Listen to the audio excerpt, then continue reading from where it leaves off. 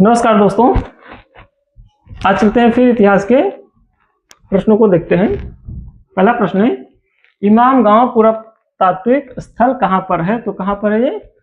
महाराष्ट्र में स्थित है और यह पुणे जिले में है और यह एक ताम्र पाषाणकालीन पुरा स्थल है और इसे उत्तर हड़प्पा स्थल के नाम से भी जानते हैं। अगला प्रश्न है, बुरजोम पुरातात्विक स्थल कहाँ पर है? तो कहाँ पर है? जम्मू कश्मीर में है और श्रीनगर जिले में झेलम नदी के तट पर स्थित है। अगला प्रश्न है, मुद्रा राक्षस के लेखक कौन है? तो कौन है? विशाख दत्त। इनकी एक और पुस्तक का नाम है देवीचंद्र गुप्तम। आ गया ये भी प्रश्न, देवीचंद्र गुप्तम पुस्तक के लेखक कौन है? कौन है? विशाख दत्त है। अगला प्रश्न है, मेगास्थनीज ने अपनी यात्रा विवरण में पाटलिपुत्र नगर को किस नाम से पुकारा? तो किस नाम से पुकारा? पालिप्रोथा, अर्थात क्या होता है? द्वार वाला नगर। अगला प्रश्न है, अशोक के अभिलेख में उल्लिखित पश्चिमी प्रांत की राजधानी कौन सी थी? तो कौन सी थी? उज्जैनी थी। अगला प्रश्न है, 1545 में शेरशाह ने कौन सा युद्ध लड़ा? तो कौन सा युद्ध लड़ा था? कलिंजर का युद्ध लड़ा था और इसी युद्ध में वह घायल हुए और लास्ट में इनकी मृत्यु हो गई थी।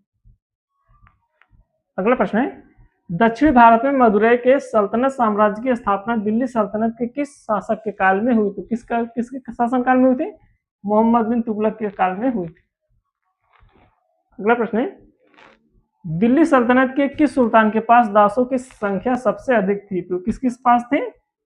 फिरोज शाह तुगलक के पास दासों की संख्या सबसे अधिक थी। अगला प्रश्न है, सिंध के इतिहास से संबंधित पुस्तक चचनामा के रचयिता कौन थे? तो कौन थे? अली अहमद थे और यह पुस्तक अरबी भाषा में लिखी गई है।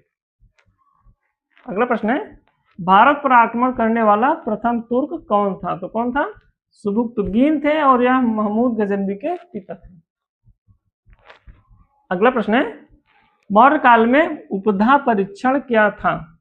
मौर्य काल में उपधा परीक्षण क्या था? तो उच्च पदों के लिए योग्य व्यक्ति को चुनना ही उपधा परीक्षण कहलाता था। अगला प्रश्न है, गुप्त प्रशासन में महाबलाधिकृत पद क्या था? तो कौन सा पद था? सेनापति का पद था और न्याय प्रमुख के पद को महादंडनायक के नाम से जानते हैं। अगला प्रश्न है, चंद्रगुप्त मौर्य अपने जीवन के अंतिम चरण में किस धर्म का अनुयायी बना था? तो कौन सा धर्म का बने थे? जैन धर्म के अनुयायी बने थे। अगला प्रश्न है, गज-ए-सिकंदरी किसने प्रस्तुत किया था? गज-ए-सिकंदरी किसने प्रस्तुत किया था? तो सिकंदर लोदी ने गज-ए-सिकंदरी प्रस्तुत किया था। अगला प्रश्न है, गायत्री मंत्र का उल्लेख ऋग्वेद के किस मंडल में है? तो गायत्री मंत्र का उल्लेख ऋग्वेद के 3 मंडल में है। अगला प्रश्न है, बिरसा की अंतिम गिरफ्तारी अंग्रेजों के हाथों कब हुई थी? तो कब हुई थी? 3 मार्च 1900 को हुई थी और इन्हें गिरफ्तार करने के बाद रांची की जेल में रखा गया था। अगला,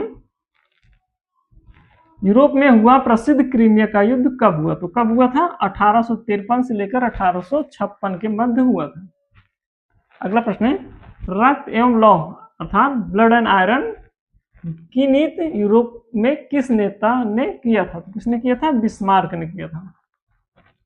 अगला प्रश्न है, किस शासक को मुक्तिदाता जार कहा जाता है? तो किसे से कहा जाता है? जार अलेक्जेंडर द्वितीय को मुक्तिदाता जार के नाम से जाना जाता है।